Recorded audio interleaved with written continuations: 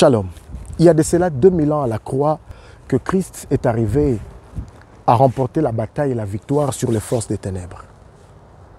Donc à chaque fois, lorsque je reste debout, je vois un peu ce que je suis en train de vivre, je vois les cauchemars que je peux rencontrer dans la vie.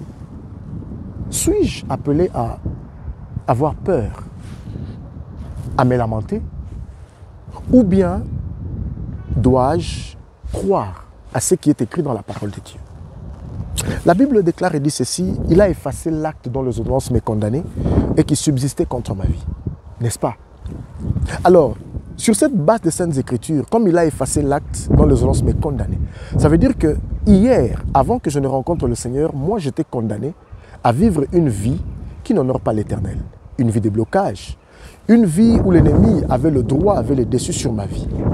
Mais le fait que Christ est venu, gloire soit rendue à son nom, il a aboli cette loi. Donc il déclare que je suis libre.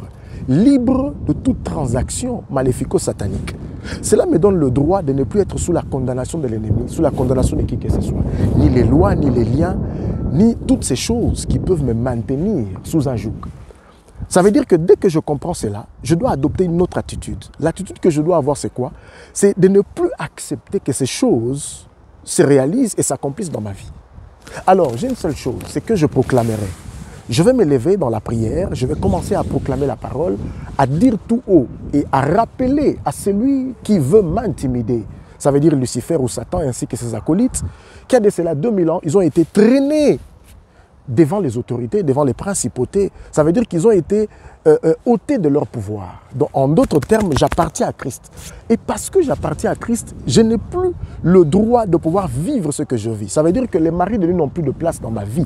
Les femmes de nuit n'ont plus de place dans ma vie. Les sorciers n'ont plus le droit de pouvoir me visiter chaque nuit. Alors, je dois m'élever et commencer à proclamer: oh my God! J'aimerais t'encourager, toi qui es là, bien-aimé dans le Seigneur. La Bible déclare qu'il a effacé l'acte dont les ordonnances t'ont condamné et qui subsistait contre ta vie. Christ les a traînés pour que tu vives une nouvelle vie. Alors pourquoi n'es-tu pas capable de vivre cette vie? C'est parce que tu acceptes, tu crois au mensonge de l'ennemi. J'aimerais que tu te lèves et que tu refuses toute forme de mensonge qui peut provenir de l'ennemi, qui te fait croire que tu n'es rien, tu ne peux rien, que tu ne pourras absolument rien et que toi tu n'es pas appelé à réussir et que tu es un échec. Tu n'es pas un échec parce qu'il y a de cela 2000 ans. La Bible déclare et dit ceci: des riches qu'il était, il s'est fait pauvre afin que moi je devienne riche.